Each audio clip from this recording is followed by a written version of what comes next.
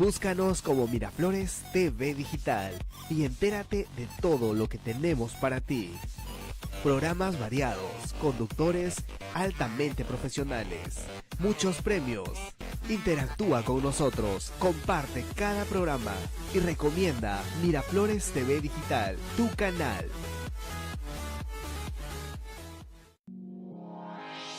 Somos tu canal digital, Miraflores TV. Tú nos respaldas, nosotros trabajamos por ti. Miraflores TV Digital, Facebook, Instagram, YouTube, Twitter y visita nuestra página web www.miraflorestv.p. Todos los temas, todas las culturas, toda la información que tú deseas escuchar, solo por Miraflores TV Digital. Y entérate de todo lo que tenemos para ti.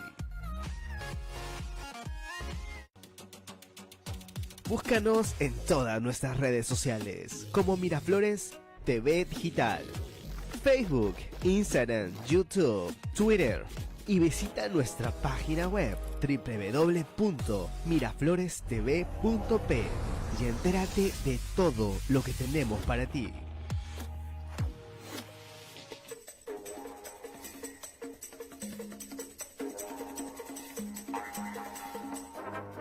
¿Cómo les va? Muy buenos días.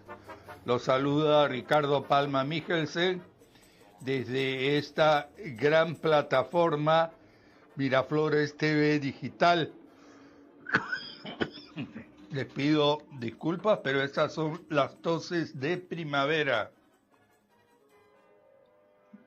Yo no sé si les he contado que tengo una enfermedad que se llama EPOC y que una ilustre y distinguida médica la tiene controlada con unas pócimas que vienen en sprays de diferentes colores. Bueno, el hecho es que estoy con ustedes no para hablar de que Keiko esté presa, eso ya lo saben, que por ahí hay varios otros más que van a estar presos, también usted lo sabe, de que hay mucha gente que está sumamente preocupada porque piensan que van a estar en las próximas listas.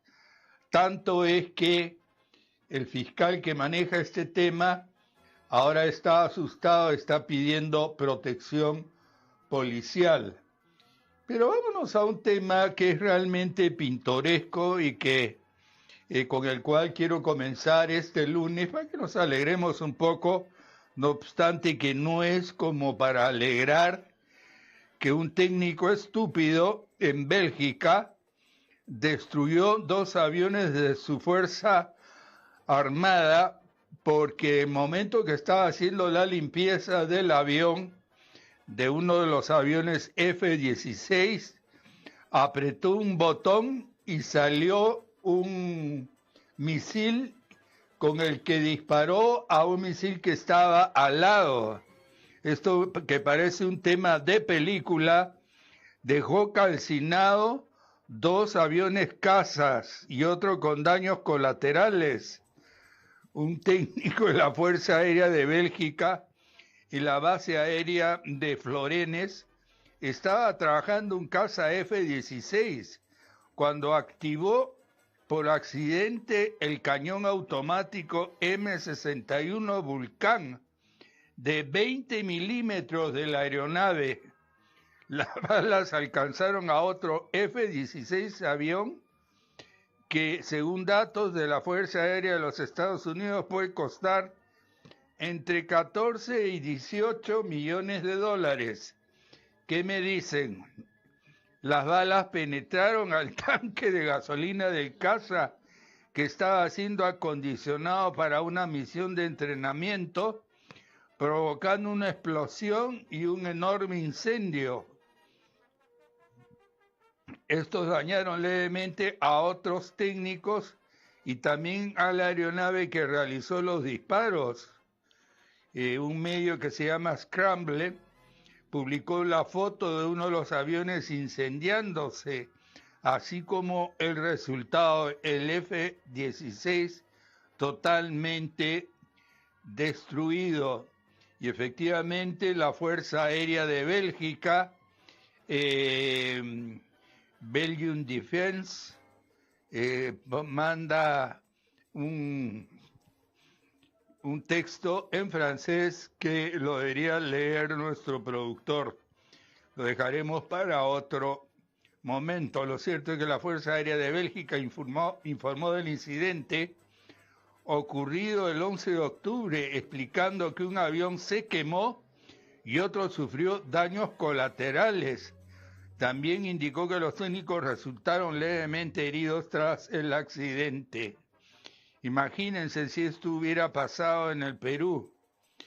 A propósito de Europa y de la ciudad que me encanta a mi Colonia, un grupo de maleantes tomaron de rehenes en un tren de Colonia a varias personas.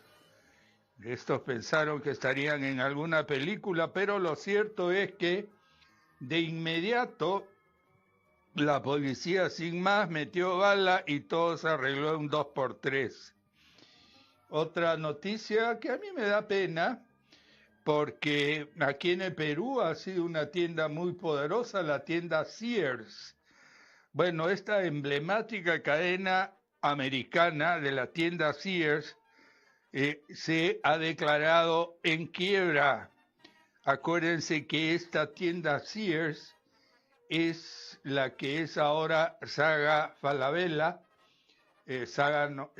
o Falabella nomás, estaba en el centro de San Isidro cuando todavía existía el tranvía y era una especie de isla en medio de haciendas que habían en esa época. Esta cadena se ha declarado en quiebra. Recuérdense que Sears tenía el edificio más alto de Chicago. Llegó a tener hasta el mes de febrero 89,000 empleados. Bueno, terrible cuando eso tiene que pasar, cuando los medios se ponen inmanejables muchas veces por la gran cantidad de derechos sociales que cargan. Bueno, ya ha sido confirmado que se va a construir una gran carretera entre Bolivia para llegar al puerto de Hilo. Esa carretera se va a llamar Héroes del Pacífico. Bueno, vamos a ver qué tenemos.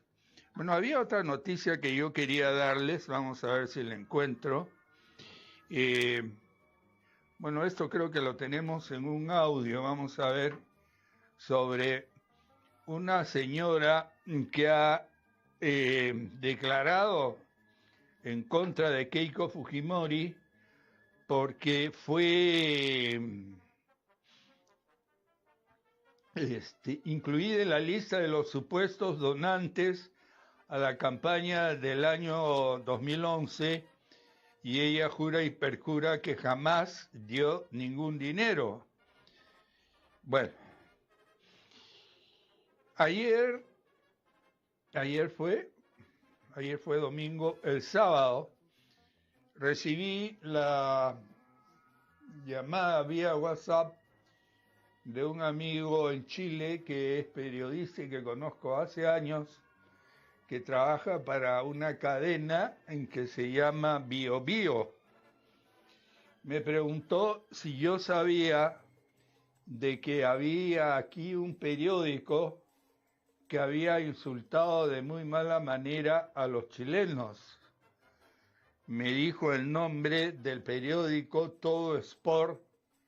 Le tuve que hacer la confesión de que el tema del fútbol no era realmente mi gusto, que ni siquiera sabía qué revistas o periódicos se dedican al fútbol.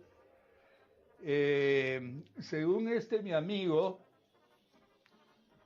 a quien mando un saludo porque está viendo esto y está transmitiendo por Bio Bio esto que estamos diciendo ahora, me contó que este diario, Todo Sport, había publicado un gran titular que decía lo siguiente: le sacamos la mierda a los chilenos. Esto después del partido que hubo de fútbol en Miami.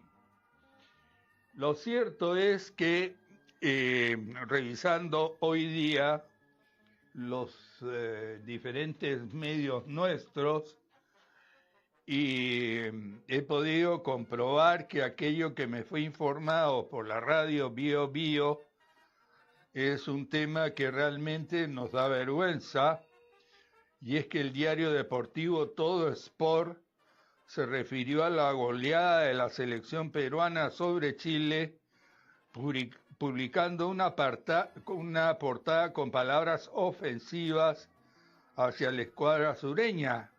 Este hecho generó polémica tanto en el Perú como en el país chileno.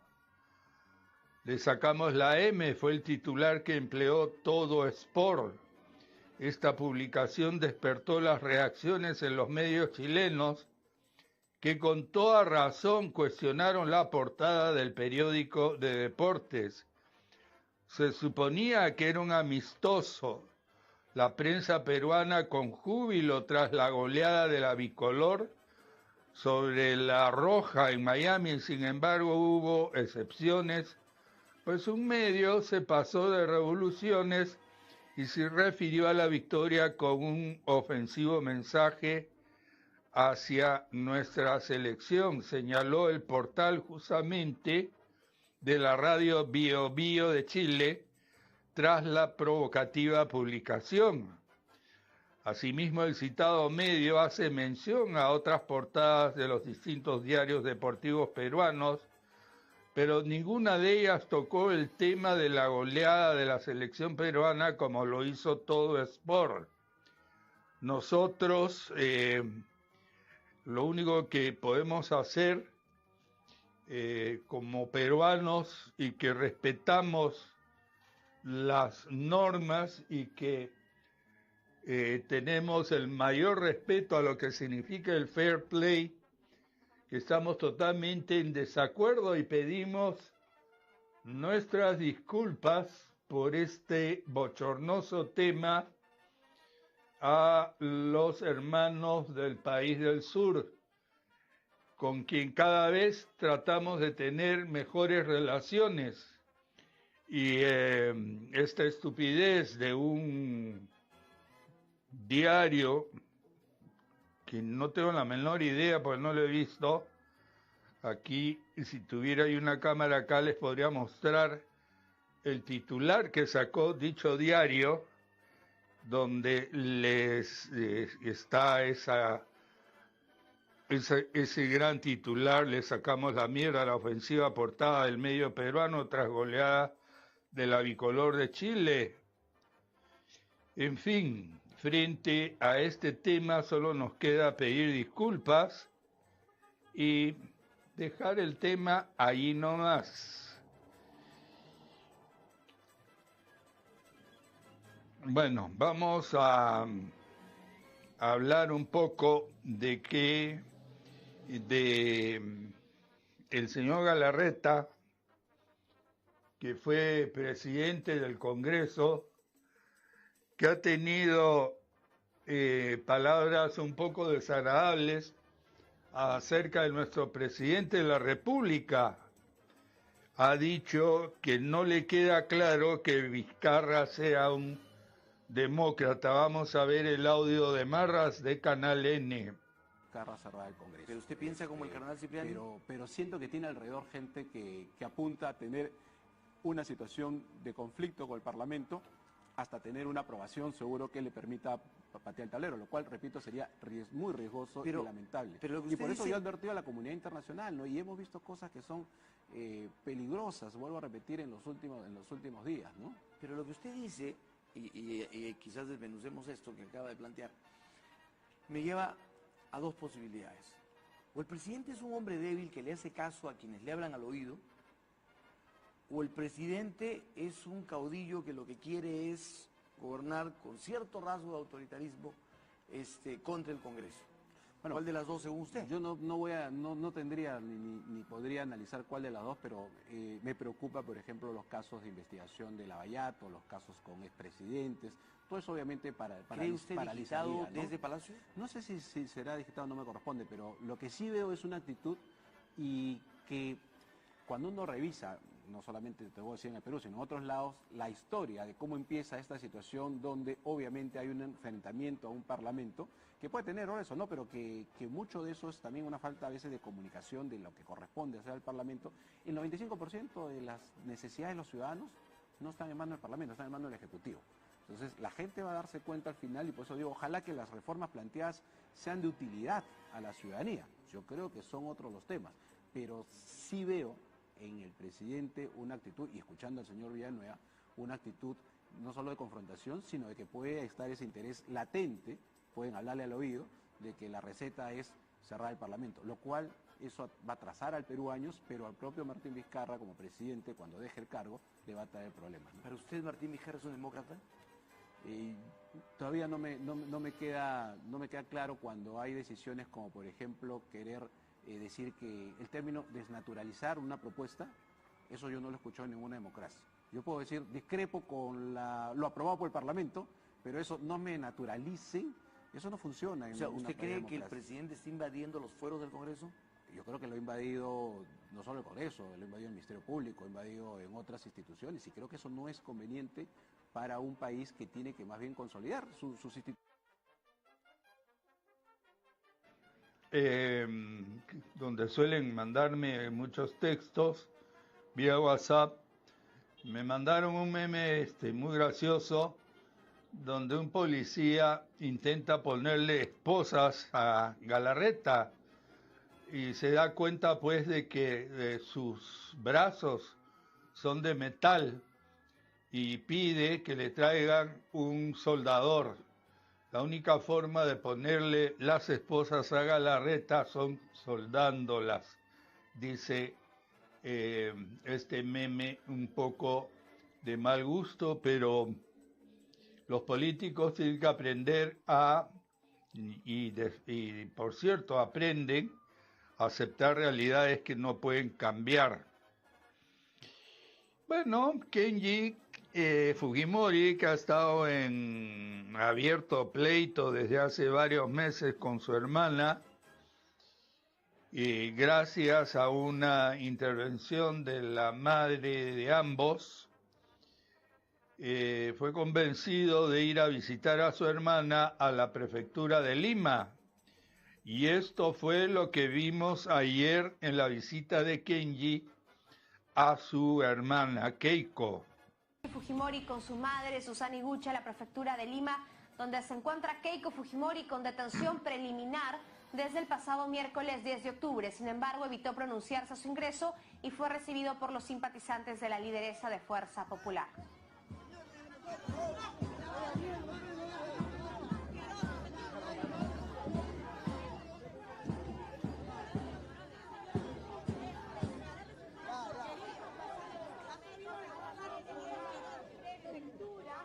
Para poder proceder con la visita.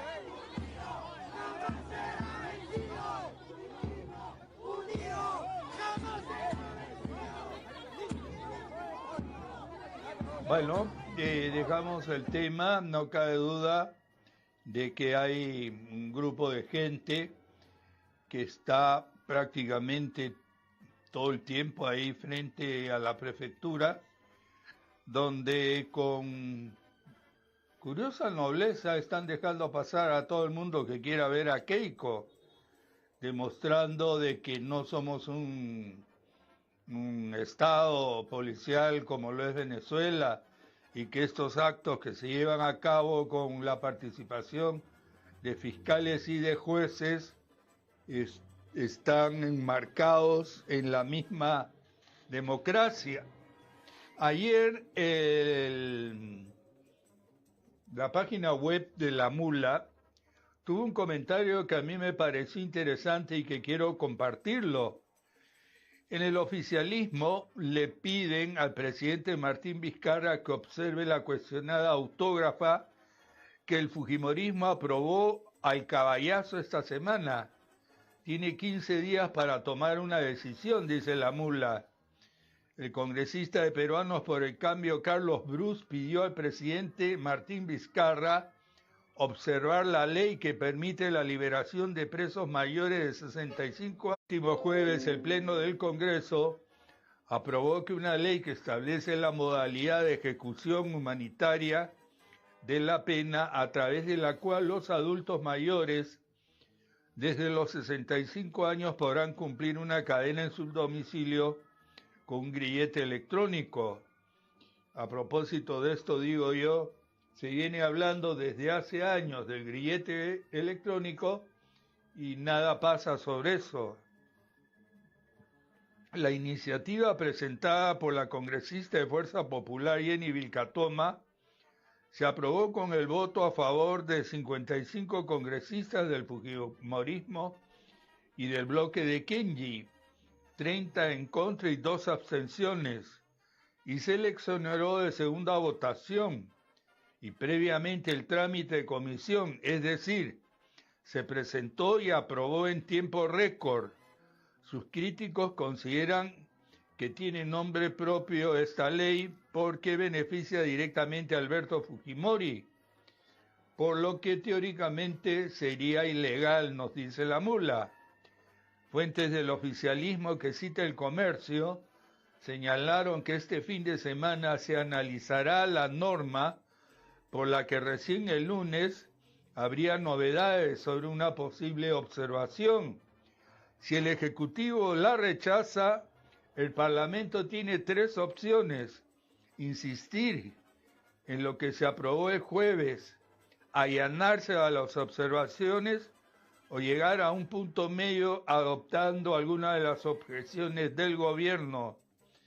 Como ya lo han dicho, el fujimorismo y sus aliados en el Congreso, si se opta por la insistencia, se abre el camino para una acción de inconstitucionalidad con el fin de anularla, pero mientras el Tribunal Constitucional resuelve la demanda, la norma podrá ser aplicada y si se declara ilegal ya no podrá aplicarse de forma retroactiva para quienes se acogieron al beneficio. Bueno, yo lo poco que sé es que cuando una norma favorece al preso, cuando se da una norma favorece al preso, esta norma puede tener valor retroactivo. La otra posibilidad es que se recurra al sistema interamericano como pasó con el indulto, en un contexto que la Corte Interamericana de Derechos Humanos subrayó que cualquier figura que interrumpa la pena de una persona condenada por graves violaciones de derechos humanos como Fujimori necesita cumplir varias condiciones. Una es que haya pagado la reparación civil y cumplido al menos las 2/3 partes de su condena. Además que haya pedido perdón a las víctimas y que haya colaborado con la búsqueda de la verdad. Hasta la fecha, Fujimori no ha cumplido ninguna de estas. Yo me pregunto por qué Fujimori nunca fue capaz de pedir perdón. ¿Es su idiosincrasia japonesa? La otra pregunta que me venía haciendo, ahora que los canales de televisión han comenzado a repasar históricamente con imágenes la misma vida de Alberto Fujimori, yo me pregunto si en el Japón puede ser diputado un extranjero. Si Fujimori nació en el Perú, como dice que ha sido, según una partida que aparentemente Fernando Andrade encontró en la municipalidad cuando él era alcalde del nacimiento de Alberto Andrade, supuestamente en Miraflores, lo cual demuestra que él es peruano de nacimiento, os digo, demostraría. ¿Y cómo es que llega él al Japón y es candidato para ser diputado en dicha nación? Son preguntas que se han quedado flotando en el ambiente. Otra noticia que me ha impresionado, porque conozco a José Klimper desde hace muchos años, dice que el Poder Judicial abre proceso contra José Klimper por manipulación de audios. También le hemos tomado de la mula. El dirigente de Fuerza Popular será investigado por el delito contra la fe pública por la adulteración, supuesta digo yo, de audios para proteger a Joaquín Ramírez, el financista de Keiko Fujimori. Según esta noticia de la mula, la segunda sala penal liquidadora de la Corte Superior de Justicia de Lima abrió instrucción contra José Klimper, secretario general de Fuerza Popular y actualmente miembro del directorio del Banco Central de Reserva, por el delito contra la fe pública en la modalidad de uso de documentos privados falsos en agravio del piloto Jesús Vázquez Ibáñez, ex colaborador de la DEA y testigo clave de la investigación contra el financista fujimorista Joaquín Ramírez, en la que está Keiko Fujimori incluida.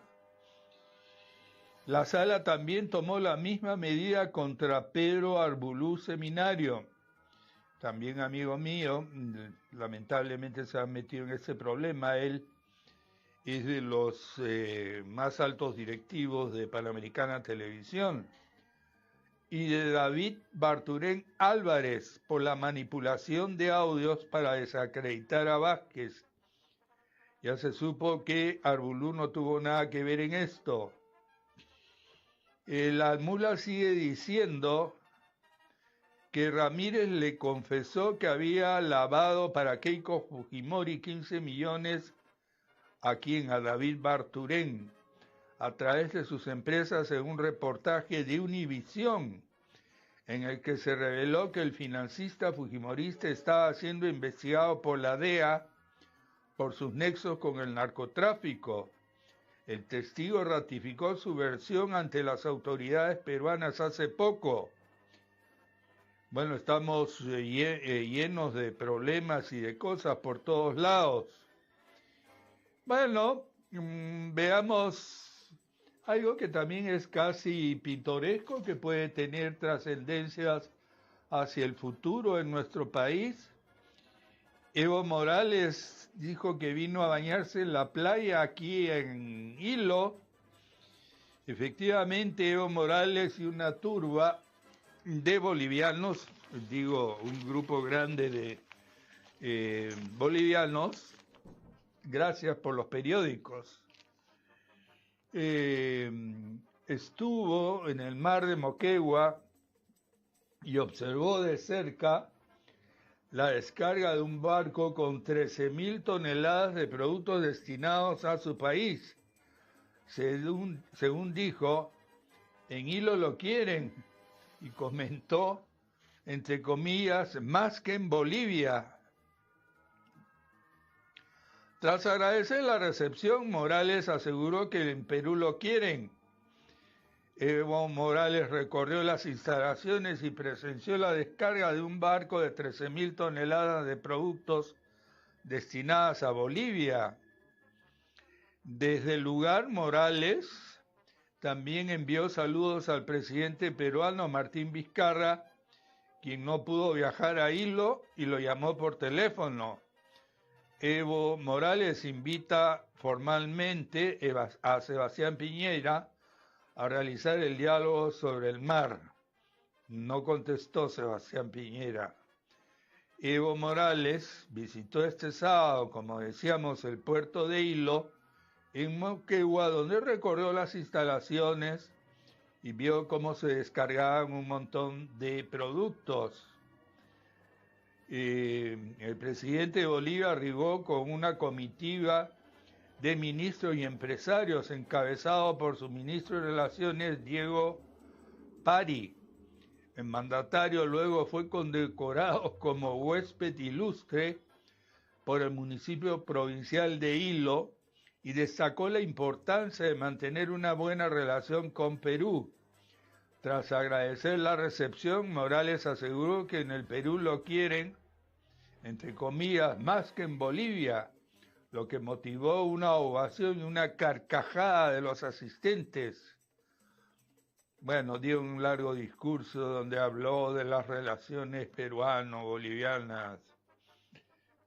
Morales también envió saludos al presidente peruano. El mandatario sostuvo en paralelo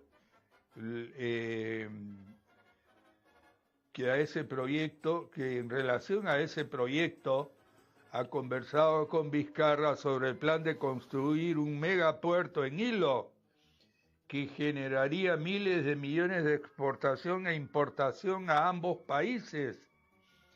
Este miércoles el Ministerio Peruano de Transportes y Comunicaciones señaló que el terminal portuario de Hilo estaba listo para recibir la primera embarcación con mercancía en tránsito hacia Bolivia. El barco, un gran barco con bandera de las Islas Marshall, se llama Antetopic. Bueno, curiosamente, también estuvo presente la Cámara de Exportaciones de Santa Cruz de la Sierra y la Cámara Nacional de Exportadores de Bolivia. Hay que pensar que Santa Cruz está al otro lado de Bolivia, o sea, bastante lejos de lo que podría ser la cercanía al mar. Bueno, se ha armado un lío terrible con la Interpol. Han desaparecido misteriosamente al presidente de Interpol. La Interpol acusa a China de haber desaparecido al presidente. La familia de Meng Hongwei, el presidente de la Policía Internacional, denunció su desaparición tras un viaje a China donde tiene vínculos con el gobierno de Xi Jinping. Interpol está pidiendo a China una aclaración tras la misteriosa desaparición de su presidente. China indicó este lunes que el presidente de Interpol, Meng Hongwei, que desapareció poco después de viajar a su país, está siendo investigada por sospechas de haber violado la ley. ¿Estará preso entonces? Bueno, ¿qué cosa puede haber pasado? Es un hombre de 64 años, del cual no hay señales de vida desde el 25 de septiembre, y según su esposa, que informó el jueves por la noche a la policía francesa de la desaparición inquietante de su marido, su mujer declaró ese domingo durante una rueda de prensa en Lyon, que está al este de Francia, donde se encuentra la sede mundial de la organización policial, que creía que su marido estaba en peligro.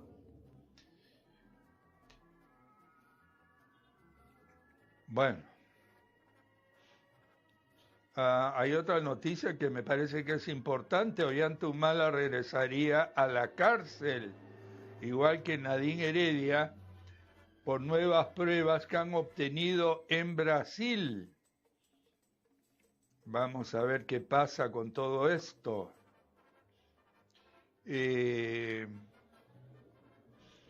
Bueno, hay una noticia científica procedente de la Universidad Católica de Santa María de Arequipa, que dan cuenta de haber diseñado un material para regenerar el tejido dental y eliminar las caries. La Casa de Estudios espera ponerla al alcance de la comunidad mistiana. Bueno, Estas cosas cada día se van dando milagros de la ciencia, pero lo interesante es que estos también tengan el Perú en cuanto a la noticia origen de nuestra patria. El comercio, una revelación gravísima. El Consejo Nacional de la Magistratura supo de la presunta alteración de las notas de Chávarri. Revelador audio en la sesión para ratificarla, un consejero advirtió que se habría cambiado el puntaje del fiscal para que superara el mínimo requerido. La comisión permanente verá hoy pedido para destituir e inhabilitar al fiscal de la Nación. Fuerza Popular y APRA lo rechazaron la semana pasada. Ojo, el cáncer de próstata es el que más muertes causa en el Perú. Los principales líderes políticos mantienen altas cifras de desaprobación. Un nuevo santo para América Latina. El Papa Francisco proclamó santo a Monseñor Óscar Romero, que fue asesinado en el año 80. El alcalde de San Isidro dice, el nuevo, ¿no? En Aramburú queremos hacer una linda ciclovía. Bueno, para gran indignación de todo el mundo, la AMSAC se limpió con las protestas y el pedido de la municipalidad misma para que no suba los peajes. Y empezó el pago de 5 soles 70 por el uso de la vía de evitamiento y la línea amarilla. Matan en penal de Chayapalca a cabecilla de una organización criminal de la libertad. Petroperú comienza la modernización del oleoducto norperuano. Vámonos a la República.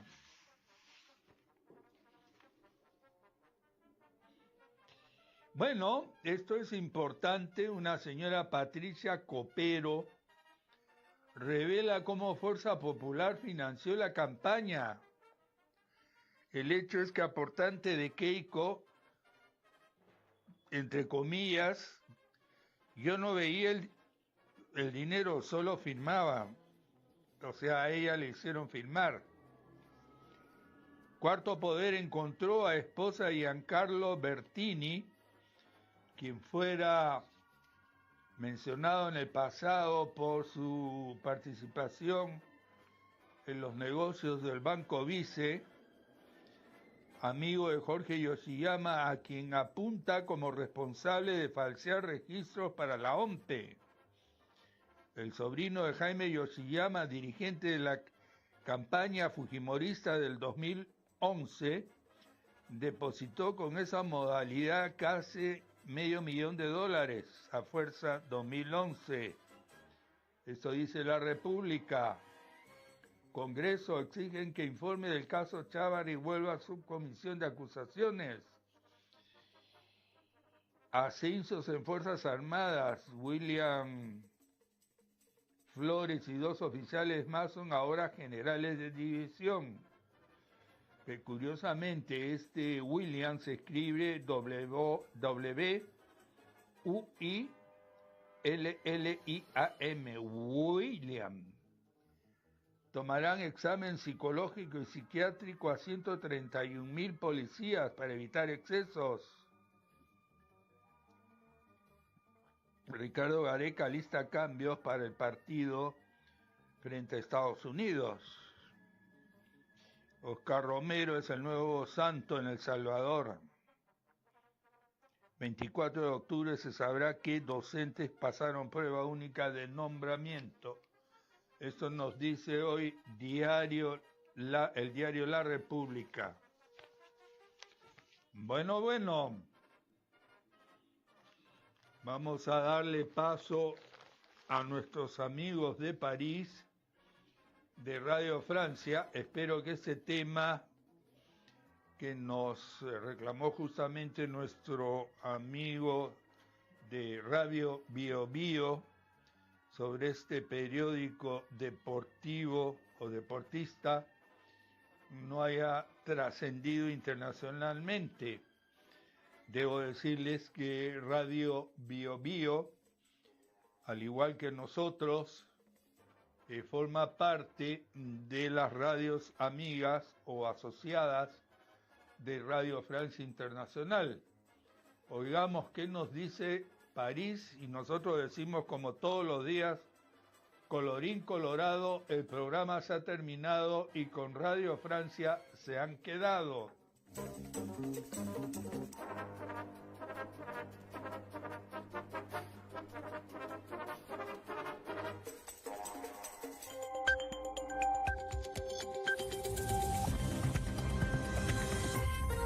Gracias por escuchar RFI. Tenemos media hora de información por delante que empezamos con las noticias de este 15 de octubre. En los controles, Guillaume Buffet. Lucía Valentín. El principal grupo yihadista se niega a entregar las armas en Idlib, región del norte de Siria, donde Rusia y Turquía habían acordado crear una zona desmilitarizada. La negativa de este grupo rebelde pone en peligro este pacto. Elementos de respuesta en este noticiero. Histórica derrota electoral en Alemania para el partido conservador CSU, tradicional aliado de la canciller Angela Merkel. La CSU pierde la mayoría absoluta y los socialdemócratas se descalabran, siendo superados por la extrema derecha y los verdes. El nivel de las aguas alcanza niveles récord en el sur de Francia, inundaciones en el departamento de l'Aude, que han dejado 13 muertos según el último balance. El primer ministro Édouard Philippe acudirá al lugar de los hechos esta tarde. Noticias en la sintonía de Radio Francia Internacional y en rfimundo.com. En Siria se complica la creación de una zona desmilitarizada al norte del país. En la región de Idlib, los yihadistas se resisten a entregar las armas. Un acuerdo ruso-turco preveía la evacuación de los combatientes de una zona tampón en la frontera con Turquía para evitar una nueva ofensiva militar del régimen al-Assad. Ayer era la fecha límite para esta evacuación, pero el grupo HTS dice querer continuar los combates. ¿Tiene futuro este pacto? Elementos de respuesta con Gabriel Garrum, investigador del Departamento de Estudios de Guerra en el King's College en Londres. Ayer había indicios de que Hayat Tahrir al-Sham, que es la facción que antes se conocía como Jabhat al-Nusra, la más radical en la zona de Idlib, había informaciones de que quizás había una aceptación tácita de esta zona desmilitarizada y que iban a aceptar el acuerdo, pero por lo que se ve hoy no se han retirado todavía. Eso no quiere decir que el acuerdo esté totalmente invalidado. Habrá que esperar a futuros movimientos, sobre todo por parte de esta facción, que seguramente es la más problemática. Si Hayat Tahrir al-Sham no saca sus tropas de esta zona desmilitarizada, aquí hay dos escenarios. Uno, que Turquía sea el poder que intente con sus proxies en la zona atacar posiciones de Hayat Tahrir al-Sham, o directamente, como ya ha dicho el ministro de Exteriores sirio, esperar a que Rusia reaccione y ellos ya tienen las tropas, digamos, rodeado Idlib. Por lo tanto, una ofensiva militar, ya sea parcial desde dentro o desde fuera, quizás es el próximo escenario. Pero como digo, yo creo que es todavía muy pronto. Gabriel Garrum, entrevistado por Natalia Olivares. Y los combates, en cambio, ya han cesado en el sur de Siria, lo que permitió la reapertura de dos pasos fronterizos con Jordania y con Israel. Amman anunció ayer la reapertura de un acceso al territorio sirio vital para el tránsito de mercancías en esta zona de Oriente Medio que llevaba 3 años cerrado. 4 estuvo clausurado el paso entre Siria y la parte de los Altos del Golán controlada por Israel hasta hoy, cuando 2 vehículos blancos de la ONU cruzaron esta frontera. Y sobre la desaparición del periodista saudita Jamal Khashoggi, la policía turca va a registrar esta tarde el consulado de Riad en Estambul, según una fuente diplomática. La inspección fue autorizada la semana pasada, pero hasta ahora no se habían puesto de acuerdo o no se había producido realmente porque había un desacuerdo sobre las modalidades, según la prensa turca. La policía local cree que Khashoggi fue asesinado en este consulado hace casi 2 semanas, lo que Arabia Saudita desmiente y amenaza con represalias si se le imponen sanciones económicas por este caso. Riad asegura por su parte que su economía juega un rol esencial en el funcionamiento de la economía mundial. Didier Billon es director adjunto del Instituto de Relaciones Internacionales y Estratégicas aquí en Francia. Primero existía una postura de negación absoluta. Luego, poco a poco, vimos que incluso el presidente de Estados Unidos, Donald Trump, aunque sea un aliado de Riad, empezó a exigir explicaciones porque se dio cuenta de que ya no era posible la negación completa. Esto implica, por fin, una reacción de Riad. Por supuesto, los sauditas siguen negando por ahora, pero visto las evoluciones de varios países occidentales, ya no pueden quedarse callados. Esta declaración no es una confesión, estamos lejos de eso, pero creo que la presión aumenta y que la verdad finalmente saldrá a la luz. Mientras más temprano, mejor. En cuanto a las medidas de represalias que podría tomar Arabia Saudita, nadie piensa que esto podría provocar una nueva crisis internacional. Con estas amenazas, los sauditas se cierran aún más y se cierran opciones de salida de esta crisis. Didier Villon, entrevistado por Christophe Paget. El estado de Baviera hace que se tambalee la coalición de gobierno de la canciller Angela Merkel, la canciller alemana. Su histórico aliado conservador, la CSU, perdió su mayoría absoluta, quedándose con un 35,5% de los sufragios. El mayor descalabro ha sido, sin embargo, para el otro socio de gobierno de Merkel. Los socialdemócratas del SPD han sido superados por los verdes, que se sitúan como segunda fuerza política en esta rica región. Detalles con nuestro corresponsal en Alemania, Sergio Correa. Una debacle anunciada fue esta derrota del partido Unión Social Cristiana, la CSU, en Baviera. Por primera vez en casi 70 años, el partido socio de Merkel en Baviera, con casi un 35% de los votos, no podrá gobernar solo en el estado más rico de Alemania y que vive hoy por lo demás una resplandeciente economía. Y ya que no había mucho que hablar de econnúmeros, los temas de relevancia parecen haber sido los valores. La estrategia de la Unión Social Cristiana y especialmente de su jefe, el actual ministro del Interior de Merkel, Horst Seehofer, de demonizar la inmigración, parece haberles jugado en contra. De hecho, la gran sorpresa fue el vertiginoso ascenso de Los Verdes, convertido en el segundo partido más votado con un 18% y una propuesta solidaria con los inmigrantes y la preocupación medioambiental que los define. El peor colapso, sin embargo, lo vivieron los socialdemócratas, que no alcanzaron ni siquiera un 10% y quedaron por detrás de la temida ultraderechista Alianza por Alemania, que llegó a un 11%, por lo demás bastante lejos de lo que se había pronosticado. Con estos resultados, todos miran ahora a Berlín y la legitimidad de Merkel y su apaleado partido aliado de Baviera, Unión Social Cristiana, para quedarse en el gobierno al lado de sus socios socialdemócratas, un partido cuyo errático comportamiento en lo que va del siglo para redefinirse los ha dejado casi sin identidad. Desde Berlín, Sergio Correa, Radio Francia Internacional. Y la policía alemana ha desalojado la estación central de Colonia, al oeste del país. Se produjeron disparos y una persona estaría siendo retenida como rehén. Aquí en Francia, el sur del país está viviendo fuertes inundaciones.